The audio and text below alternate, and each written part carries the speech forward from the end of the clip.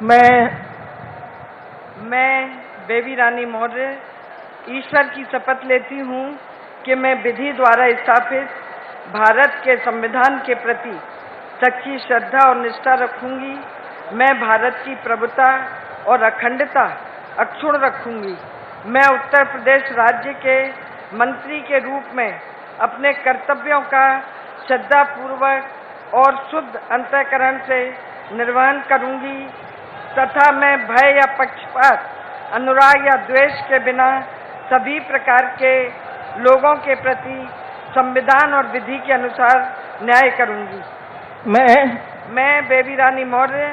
ईश्वर की शपथ लेती हूँ कि जो विषय उत्तर प्रदेश राज्य के मंत्री के रूप में मेरे विचार में लाया जाएगा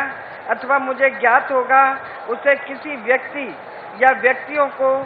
तब तक के सिवाय जबकि ऐसे मंत्री के रूप में मैं अपने कर्तव्यों के सम्यक निर्वहन के लिए ऐसा करना अपेक्षित हो, मैं प्रत्यक्ष अथवा अप्रत्यक्ष रूप से संसूचित या प्रकट नहीं करूंगी।